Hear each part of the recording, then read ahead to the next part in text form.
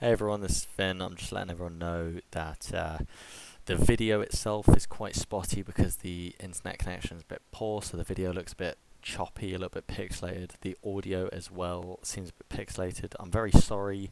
This is just one of those things about travelling home and not having all of my fucking shit here. So I'm sorry I'm a bit quiet, but it's all good. We still had a good episode, so enjoy. For Spotify listeners, Ben is currently standing on his spinny chair. I've just crushed my foot with my cock. Okay, that makes. Nah. I mean, it checks out. You know who's going to start watching our podcast? Finley. Jemmy viewers. My dad. Hell yeah. Is he? Hi, Dad. Hi, Ben's dad. How's it going? Ben's father. Ben's padre. Wazza Houchin. He came in your mum. How does that make you feel? Oh, Jesus Christ. Jesus Christ. Andy, are you ready, mate? Okay. Okay. I don't know what he's done to this mic, but it ain't working. Welcome to Benley Talks. Our guest is Gemi Tunes. He is our lovely Hello. friend Andy. He is a Hello. house and UK garage producer just recently signed with Kiwi Records, isn't that right? And he's just released his third volume of his self-titled EP, Jemmy Tapes. How are you doing, Andy? I'm doing very well, Finn. I How love are the you? video. Oh, I hate that. I'm alright, I'm alright since being home. My internet's not like at uni, so Yeah. apologies. This YouTube video is going to be very dotty. I'm going to be perfect because obviously Discord just is fine for me.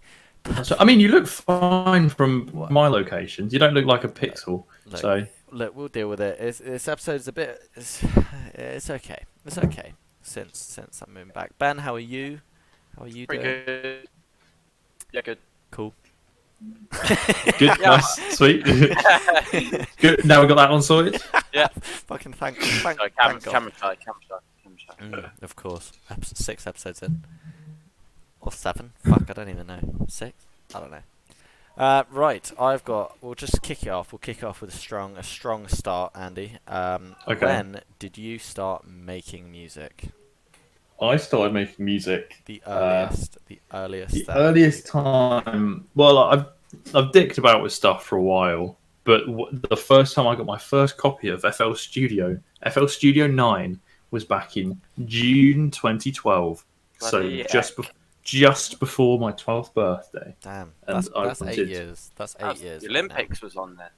It was 2012, which is pretty cool considering you're fucking however old you are.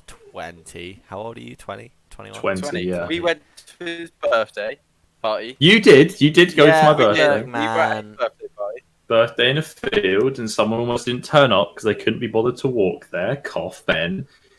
What? You've been making music for 8 years then, right? When did you I have. realise that music production is like what you wanted to do, or that you could make a career out of it somewhat?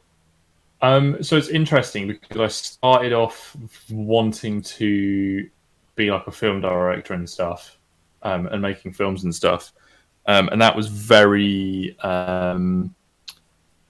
like that. That was quite early on, and I was very set on it. Like I've got the classic. If you've ever been around my parents' house, the old director's chair, the Andy The Bonner old director's chair. So Yeah. True. I got that at Christmas when I was like 10 or something, and I was really set on that. I used to make like YouTube videos and stuff in my bedroom where I'd do like VFX things and that kind of stuff. And I just kind of did that, and I didn't really know what I wanted to do, but I kind of watched a lot of like your old school like Freddie W. Corridor Digitals like back in the day and whatnot.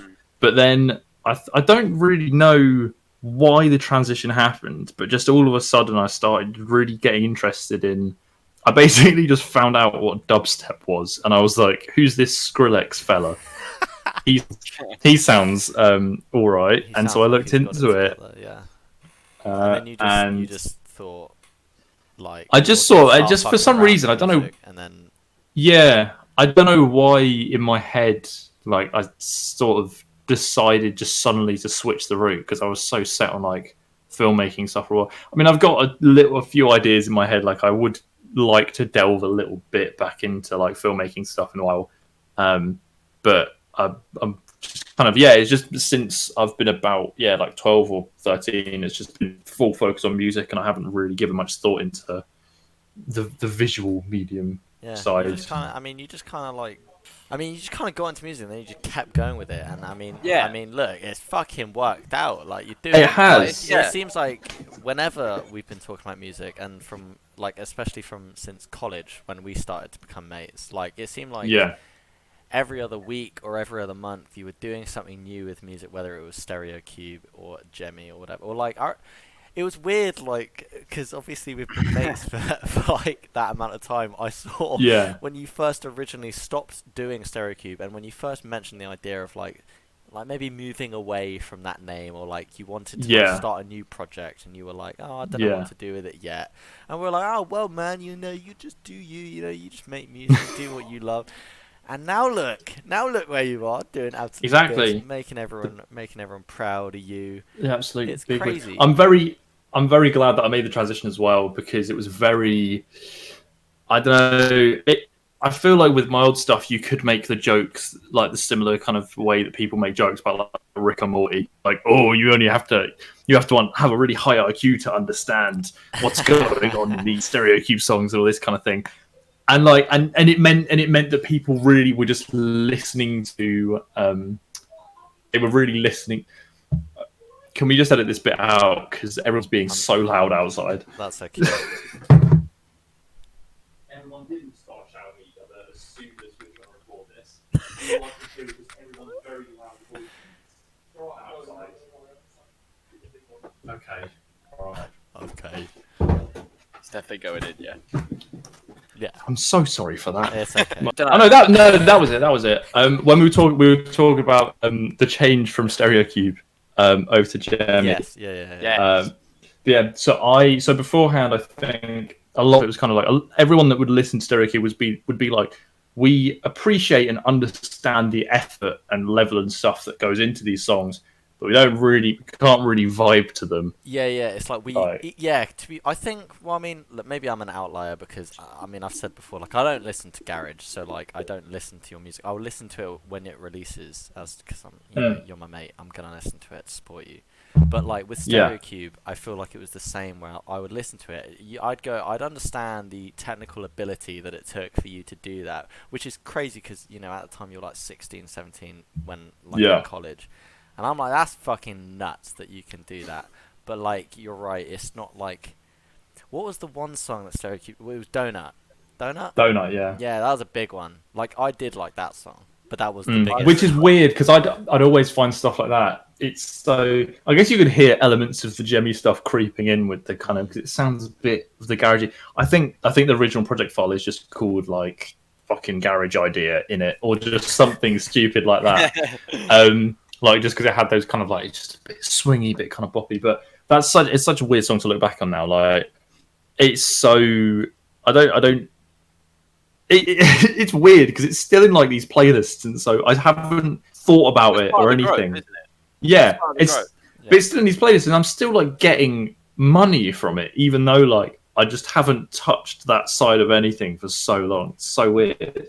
But I think when you were saying, Finn, obviously about kind of, because you're more of an indie boy, you like your I can't think of anything off the top of my head. You like your Easy Lives, you like your Logic. Yeah, it's not my scene. It's not my scene. Yeah, Logic. But I think the good thing then distinguishing between Jemmy and Stereo Cube was Stereo Cube. It was like, even if it's not your scene, like, and then there's no real other area that you can kind of listen to, but because then Jemmy is like clubbing now and clubbing music, it's sort of like when you get into that environment, a lot more people will be open just to kind of like listening to it. And at the end of the day, like all of my stuff I'm trying to make essentially just in my head, I'm like, if this went off in a club, how well would the people react to it? It's basically, you can compare it to being contact high. You don't have to enjoy it or love it, but when it's on, you still that's a very interesting brilliant point. Yeah, exactly. I like that, because here's the thing. I'm a great example of this, because I never really liked clubbing, right? But when a good song came on, I didn't have to know the song to enjoy the experience of being at a club with all my mates. I'm the same. Yeah, that is such a good point. So it's kind of like it's weird that you've got that kind of like that perspective, Andy, of like thinking like if this song was played to a group of people that didn't necessarily even Yeah. like the genre, but if it was played at the time, they would go, "This is Exactly. fucking Like I mean, hot." well, taking Jaffa for example, that is just like, especially when that hits, like especially in a live like thing, just that rush of just kind of just euphoria that just brings Yeah, when I it kind of think hits. Like, it's funny, man. It is funny. It is funny because being in that fucking God, where were we, Andy? Where was that fucking? oh, we were show? in Peckham, lovely Jemmy and Friends one. Yes, Jemmy and Friends one. That was genuinely like such an awesome fucking experience. It's like you're right. Like the songs when they just hit, it just fucking hits. Like again, you Yeah. don't have to like necessarily like understand the genre or the artist, but like And you don't even have to be listening. Yeah, exactly. Yeah. If the song's done right, you can just be in there. It goes and does its thing, and the thing then does you because you just go, "Whoa!" Because I think as well, it's like a natural sort of response. I think just as humans, where oh, sorry, I'm a bit gassy. Jesus. I've only been drinking water today as well. I don't know what's going on there. Wait, No, I think there's some. Andy, can I say about that before we carry on? So I'm not saying pinching my winky the whole time. I need to piss really bad. That's like perfect point so we can cut. Okay. Oh so my god. A quick interim. I have another question, Andy. I have another question. I want to know your opinion of this because I mean, obviously, it must be true. Do you think that UK garage is like back on the rise, like to the same level of popularity as it was like at its height in like the early to mid 90s? Before you answer that, what is garage? What is garage? Right. Imagine the best way I describe garage is imagine just house music. But okay, well, there's a couple ways you can explain it.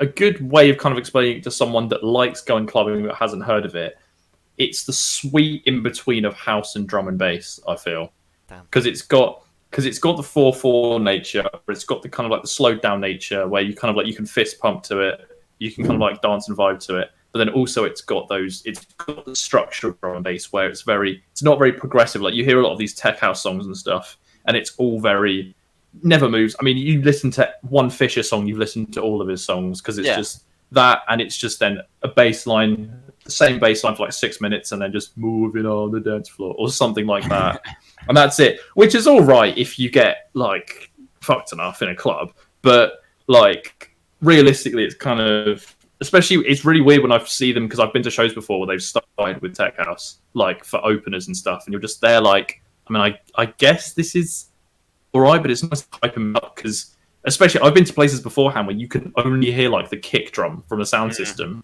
so because it's so because it's such a massive thing. So for about an hour, you just hear So, But, do you think because, like we said, it's that sweet spot between house and drum and bass? That's why it's on the rise again. Because the people that don't fully like drum and bass but don't want to be bored to death listening to house, they found garage and sort of gone brilliant. I think. Good. Because I'd always say, because I mean, garage came from the US originally because they'd play basically. So a little bit of story time here. So so all the stuff, especially the New York scene and stuff, back in the early 90s, they would have garage house, which was I think named after a club that it was played in, but it was still very much kind of like house music, but it was more kind of like deep house. It had the elements there. But essentially what would happen is after in the mid 90s and stuff, some UK DJs got a hold of this, and it's actually quite interesting. The Elephant and Castle pub in Elephant and Castle is where basically the garage sound started in the UK, because people would come from Ministry of Sound after going to like jungle raves and things like that, and they'd get there at about 3-4 in the morning, but to keep people still on their toes, because people would it was the 90s, so people were obviously nefarious as all hell, to put it in a nice way. To keep them kind of going and to keep the kind of the energy there, they take these songs from the US, speed them up, and it was very much kind of just keeping people there. But it then added to the fact of it had that vibe because it was very like you've got like it was house, but it was quite jazzy. Like it was very like shuffly and stuff. It was almost like I like to use the word cheeky to describe garage. Like it just sounds like I agree with that. Like the better I feel like the more swing, the more like sort of the more shuffle it's got to it, the kind of like the cheekier it sounds, which is what I love, which is why I try and just do that in all my stuff. Because if you're just sat there going, ooh, like it's like that's the aim basically. But then they'd use these tunes, speed them up, and then get people going. And there was this whole scene then that moved about. Like they started to realize, like, why don't we just make songs that are already sped up? That already that's evolution. Yeah, so realistically, garage is just fast house music. Garage. That's what we've established. Charles Darwin that's made what's garage. been established here. The garage daughters in the Garage Islands. Yeah. There we go. Exactly. I think it is really fucking interesting the way you describe it. Like, because, again, like, I'm not super into it, but I can see exactly what you mean. Like, it does feel, it has that kind of, like, that cheek to it, where, like, when it's on, or, like, I don't know which songs of yours I'm thinking of, but I would, it is definitely Jemmy. Listening to it, as soon as it hits, as soon as it drops, there is that bit of, like, that's a bit of oomph right there. Yeah, it just goes. That's what I love, because if you look at someone maybe doing like a house set, this could still like run like deep house and things like that as well. But then I think it's a lot more gradual, and when you see someone mixing it or DJing, you won't really notice the songs changing. Like it's a very kind of progressive thing. But like the whole thing with garage is like a very common way to like transition into another tune is you leave about an 8-bar thing of like transition, fucking just spin it back as quick as possible and then whack on another tune. Like it's very quick and rapid. Like, I mean, when I'm DJing, I'm making sure that like there's a new tune on like every 1.5 minutes. Like it's a very quick thing, and it's all about kind of keeping the audience on their toes. Like that feels fresh, so you want to. Yeah, exactly. Yeah, and I think because of the variation you can have in it with all of like the different kind of like the chord stuff, all the different drum beats, because you've got like the 4/4 stuff, which is very kind of like on the like boom boom, but then you've got like things like Labrador Grove or like Flowers Sunship remix, where it's the 2 steps like boom boom boom. Like it's got that kind of, because there's variation in it, it's easier then to kind of keep switching up the vibes, and it does keep people on their toes, which is why I think when you're in that scenario, like if I would say like anyone that got in a scenario where there was like a garage thing on, like I would be very surprised to see someone not having a good time. Yeah. Like, which I guess is a bit of a bold statement, but like it's like there's reasons like why kind of that happens. Yeah, I agree with that. How did it feel? Because you mentioned Ladbroke Grove, which is kind of like a lovely segue into my next question. Yeah. Which is, how did it feel to like originally, like, let's just like start a dialogue with Conducta? Because I remember way back when you just briefly mentioned that like Conducta said that one of your tunes or one of your mixes was good, or like you're on the move, or like you're onto something. How did it feel now, especially being signed with Kiwi Records? It's really like it's still very surreal to me, because if you would have told me like a year ago that this was the position I'd been in, or maybe if you told me like a year to like 14 months ago, like it would have been mad, because it was only like November I think of last year. I went to it was kind of a snowball effect where our friend of the show, Will, Glimsy Hideout, he talked a little bit with this amazing guy, amazing producer, who's a good mate of mine now, called Salute. We went to this little album party or whatever, where he was there, chatted for a bit, and then Will then sent Salute a few of my tunes afterwards.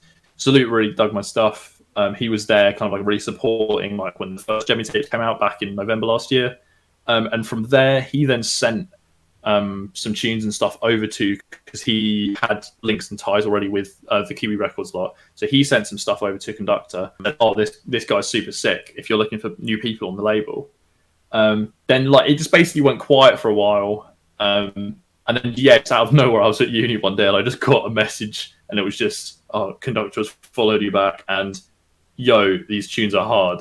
And there's a very vivid memory where I was in a little practice like studio room where I just sort of went, yo, and like proper basically freaked out. But then after that, it just kind of snowballed where then like, I mean, like Conducta is the reason I basically am where I am because he's given me such a massive platform. He's such a lovely guy as well because he's all about like, I mean, like when we were chatting, like he was saying that like he's made Kiwi because obviously he's done these things and because obviously like, I mean he is single-handedly when you're saying about like garage like being as big as it was back in the day, I definitely think it's on the route there and it's mainly to do with him. Because obviously Labrador Grove, at, like, the forefront of. Yeah, he's at the foot. He's like pushing the sound forward, and he's very much kind of like I mean, well, he has crossed over to the mainstream with like Labrador Grove and things like that. But I think it's just he keeps like knocking on the door, like that kind of thing. Which I guess in a way though, like I wouldn't ever think that it would necessarily need to. Oh dear. Oh dear. I'd like to thank Anchor for. I think you cut out a little bit there, Andy. Well, I would just like to use this as an opportunity to say, like, the internet is fairly ropey. I hope, like, the connection, the audio is like somewhat stable. It's like it's a bit here and there, but but yeah. Am I all right now? You're all right now. You just like towards the end of your point, it started to get a bit. And then you froze. Oh, lovely stuff. Okay. I think if garage got to a point where drum and bass is now, that would be brilliant. Because I think it will. I think everyone on that staircase up. Yeah, I think it's all about just getting to that. 2 step at a time. That was good. I wrote that one.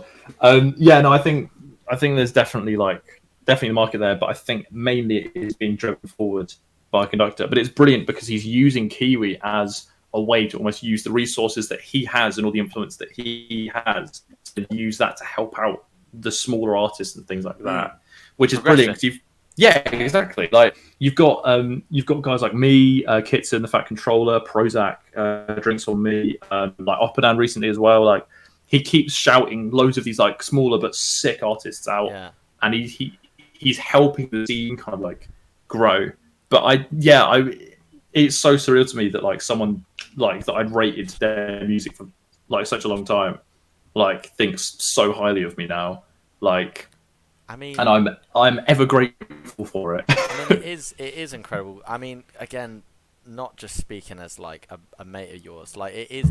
We've been saying for fucking ages. Do you know, Andy? It is insane. Like the speed at which you've just like fucking you've grown. Like even even it's crazy that you're saying that, Ben, because we've only been friends. We became friends in like the last 7 at this point it's probably it was March, late March. Like 8 months. Yeah. Which is insane. And even in that time, like Andy's got Jemmy went from this A level, and it just sort of went. Okay, and I'm going to go up this one. Oh, I'm going to take a few more levels. I've gone a bit further. Oh, I've been signed by Kiwi Records. And we as a friendship group have always been saying that, like, of anyone to get any sort of recognition for their work, it is you. Like, you are going places. Oh, yeah. Like, we make jokes that, like, you know, oh, Andy's just doing something with his music. Oh, Andy's doing something. Yeah, it's gatekeeping. But as soon as we mention it, we always bring it back and we go, nah, but for real though, Andy's like, he's on a path to success because you are incredibly talented. Well, and we can make jokes, but you are you are insanely good at your craft. You are. Well, thank you very much. When you get places, don't forget where you came from. Yeah, you better fucking remember. Yeah.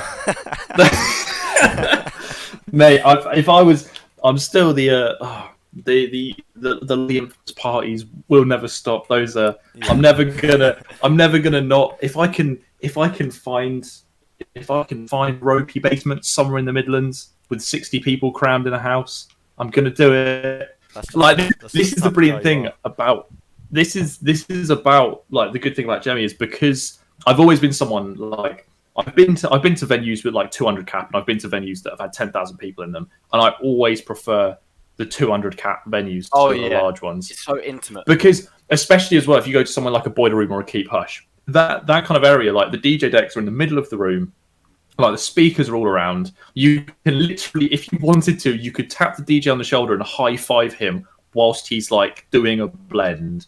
Like Yeah. it's so like it's so just kind of like involved and stuff, which is why like obviously because obviously the first Gemi and Friends that I did, and I've kind of said to myself, and especially when I've chatted with my good friend and manager Max, shout out Max, we've basically been discussing, and like we're thinking it would just be hilarious. Like no matter how far I can go with this, we always keep Gemi and Friends like the 100 to 200 person cap. So it's like you get like The energy. so it's almost like a party. Yeah, it's always just Yeah. electric. And like, that is everyone's exactly what.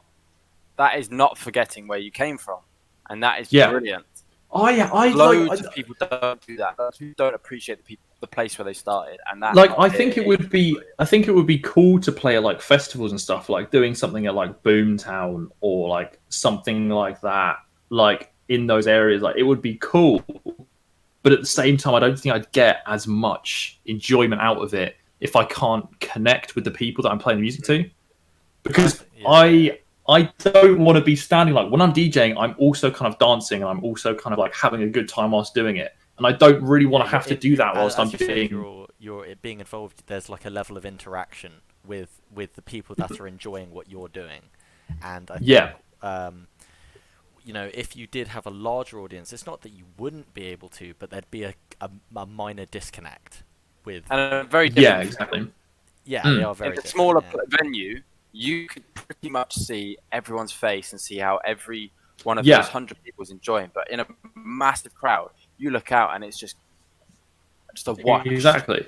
And what You is can see there? they're enjoying it, but not personal level. Well, there was one time back in September of last year, this sodding COVID thing, where I went up to the Midlands to see a mate, and we ended up being asked if both of us could like basically back to back at one of our friends' houses in this tiny little basement, like underneath the house, because where they were living, everywhere has basements, and all of them can fit about 60, 70 people in them. Like if you squeeze people in there.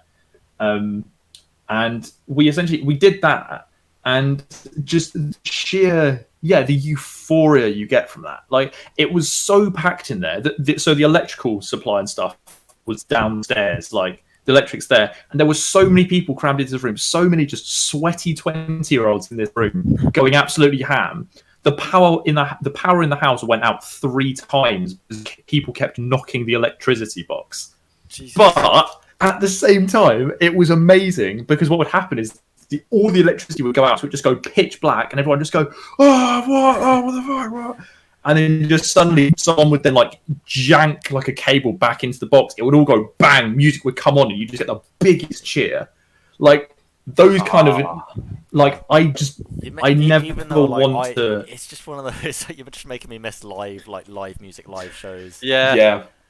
Oh, This is like a positive episode, but it's kind of depressing because we can't it's any positive. time soon. You're just reminding everyone, like, just how good fun it could and, be. like, as you've mentioned, like how involved, how electric, like the energy that was created at like live shows at these events that we've all been to, that you've played, that we've been to yours. It's just like being that close to people and like enjoying the music that is playing. It's unmatched. Like exactly, because and that's why I'd never really, I guess, quote unquote, forget where I'd come from, because like I think it's just within you that you'd only ever want to play like these. I don't see the joy. You can see people maybe dancing about and stuff, but if you're playing at festivals, realistically, you can have a few people at the front, but the majority of people haven't come there to see you. You can just come there for the festival, and like I mean, it's They enjoy like you, but yeah, exactly. Like I think it's so much nicer when you've got people that are actually there for your music and for you. I think this is an interesting point, right? But with COVID though, you've there's a lot of like the live streams that you do. There's like a level of you're still able to interact with them, even though everyone is fucking spread apart. And I think with you know, you've done Instagram lives, you've done lives on YouTube and stuff, and your TikTok's been popping off as well. That's true. That's been hilarious. I did not intend for that. Many hundreds of thousands of views by this point. Yeah, people watching this, if you don't know, if you're from the other side of the planet and you just somehow stumble upon this video, you may have seen one of Andy's videos. Well, I mean, 98.9% of my audience, I think, is from the UK. But I mean, what's weird? What's weird though is that TikTok is now the place where I'm followed by the most. I think I'm on like 7.4k thousand at the moment, like 7.4k like on there, which is so stupid because there's not like that's good though because I basically just use that as a platform where I go, here's a song I made. Please follow my socials. Yeah, and that's it's literally like a recruitment service, which is amazing because you just. But then it's good as well because the way I'm doing it, I'm trying to then get people to kind of because a lot of people like our age, especially, if you hear UK Garage, they'll go, "Oh, in that fucking MC Grinder," and like people just do nothing, which is brilliant. I love that there's a show like that now because like it does have the ins and outs of like all that kind of stuff, but at the same time, I think everyone will sometimes only go that far. So I kind of like the fact that there are now people out here. I mean, I'm trying to do it a little bit. I don't know how successful I'm being, but trying to push it and be like, there's a bigger scene behind there that's actually like popping off. Like you're open the doors to let the I wouldn't say the general public, but people that care in. People that thought that's cool, but wouldn't normally go out their way to then discover. Exactly. They will now discover. Yeah. Well, it's good as well, and like it's a good middle ground between that house and that D&B thing because you can have house heads that don't like D&B that like garage. And you can get D&B heads that just get bored of house that like garage. Well, I fall into that category. I like D&B a lot. I do not like house. I love garage, and I think that is exactly right. Because it's got that energy. It's house music. It's house music with the energy of D&B. Exactly, like, which is perfect. House music, I appreciate the skill. I appreciate the scene, but the whole format of D&B being structured and explosive. Yeah. Most of the time, obviously, there's liquid and things like that. But same thing applies to garage. You get that cool, like, oh, that's satisfying, and then it goes click, bass drop, bang, boom, and off. Yeah, it's that switch up. It's like you're never bored. Like you're never, like even if because I do appreciate people like doing tech house like that kind of stuff, which is good. Like, and I guess it's weird because then you get into the whole realm of like proper like techno and things like that, which under certain circumstances is banging. Like if you had one too many drinks and some geezers whipped out the decks at a breeze and started just banging like industrial German techno, like it can hit differently. Like, but I think just with the generalized, especially as well, get people that it's like those kind of people that they'll listen to drum and bass and they'll think, oh, all it is just nitties in a warehouse, like, and that's all they'll think of it. I think it's a good with garage and stuff because it was. I mean, back in the 90s, the whole thing with garage was any garage raves and things like that. You used to come like really smartly dressed, to champagne. Like, I mean, bloody hell. Yeah, the only reason that grime exists. The only reason that grime exists is, well, I think this is right anyway, is because it used to be so pristine and almost like the whole garage scene used to be snobby almost. It was so like that people like Skepta and Wiley and things like that, they started doing shows and things like that, like MCing over garage, but making it very kind of true to their roots and things, where it was very kind of inclusive, basically, which is really interesting. But I think because of that, a lot of people will see garage as kind of more like a pristine thing where you can go to, and it's not all about for cultural. Yeah, the like commoners, I say commoner, like the average person's eye will see garage as more of like a taste thing rather than a nitty thing. Yeah, exactly. Because you wouldn't, I wouldn't say, maybe when you get to like baseline and things like that, which is a whole other thing, which is hilarious, but amazing. That's nitty. But I think when you've got the rhythms there, when you've got the chords, when you've got the nut stuff, especially the vocals, like the amount of vocals over garage and things like that. Big difference. Yeah, Even if it's exactly. just got up as well. Mm. If it's like a synth or a noise or some sort of instrument, Yeah, it's got a very different feel to when you chop a vocal or include raw vocals over garage. It makes it so. yeah, Just like it does. Honestly, putting like vocals over D&B turns it into liquid effectively. basically, yeah. A completely different vibe. Mm. I want to move on to a bit more like directly to you, like Okay. about you, of the process of making garage. What is Okay. your setup? How does it go? How long does it take? Sort of things like that. Like, how does Jemmy make a tune? How does? Oh, look at Jemmy and all of his tunes. I wonder what he does. Buggin was realistically, Buggin was made in about like 8 or 9 hours, maybe. Damn. Bloody hell, that's it. Well, Yeah, from like- start to final. Like from Based from start to finish. Yeah. Damn, Wow. dude. Because it is all about understanding the Rip rhythm, basically. Yeah, I think once you've got that knowledge, you kind of know what needs to be done. So you can start making songs a lot quicker. Mm. And I think it's almost like the quicker the song is to make, the more fun you've had with it. Mm. Which I feel, and that means as well that if you haven't even known of the song because you've made it in 8 to 9 hours, if you haven't known the song for a full 24 hours, there's a lot of producers that will spend months and months on a song and they'll just get bored of it before they finish it.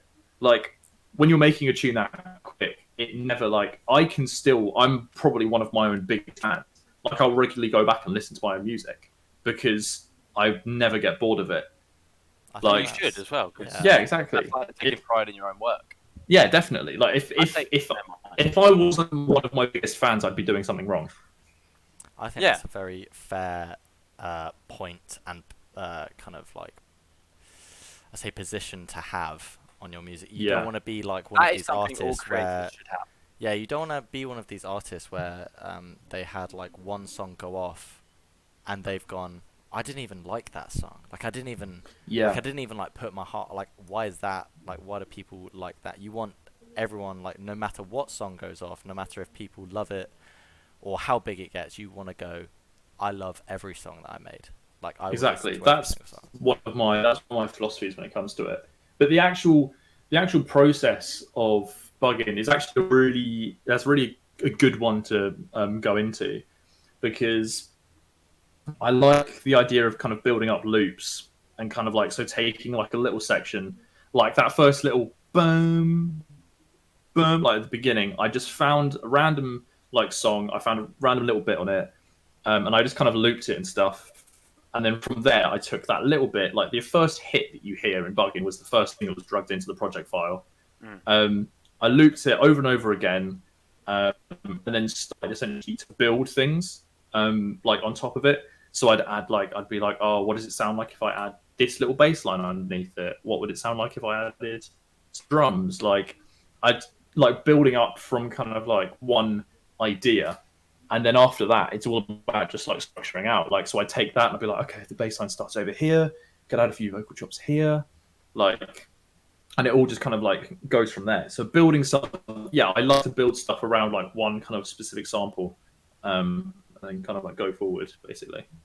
Keeps it in the same style. Hmm. Because I've Yeah. heard like what a lot of people are starting out. Because obviously, technically, you're still fresh. Yeah, You're still in early days, and a lot of people in early days will say, right, I need to cram as much as I can into one song. yeah, So they'll take things from all over the place. I want this style, I want this style, I want this style. Bang. You have a verse or what, like the start goes, oh, it's in this particular cue, and then it changes. And it's like this is jumpy. But Yeah. I think you've realised, hang on, keep it flowy, keep it matching, makes the song feel more polished. I think that's the brilliant thing about the fact that Jemmy's only been around for just over a year and a half now, but I've been producing for 8 years because I've already gone through all of the rookie mistakes and stuff that people would make when they first start making music. Like I've already figured out that Like, I mean, when I was doing Stereo Cube, that was one of my biggest caveats. It was like I essentially would make a song and I'd make sure that it had like 160 tracks and every little bit was like different and everything was going on.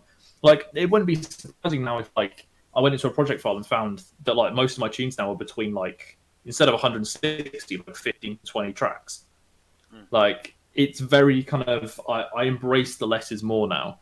Like, I don't even putting effects on things. I said on my Instagram actually earlier when someone was asking me about the whole like mixing process, like, oh, do you EQ, do you compress, that kind of stuff. Like, I don't even really do much of that anymore. I just sort of make sure that everything is kind of like sitting like good with each other. Like, I'll mess around with the volumes of stuff. That's about it. And at the end of the day, like, it will sound a lot better if you don't overthink it, basically. Don't overthink it.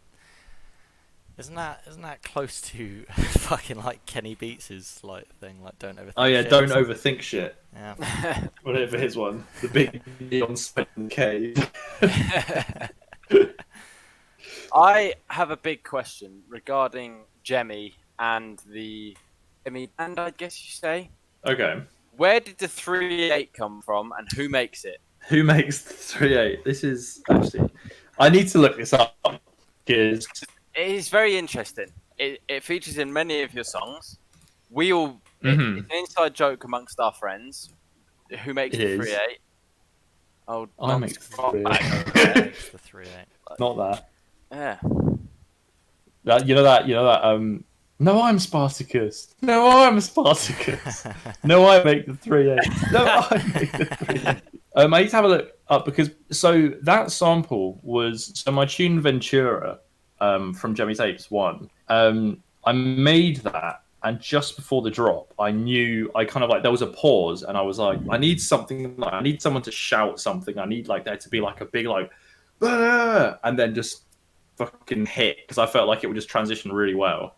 So I went through this like grime a cappella pack that I'd found off of some, like, I probably found it off some dodgy website or something, of just like old a cappellas from like grime tunes back in the day, like there's like Temper T on there. I think I'm trying to look it up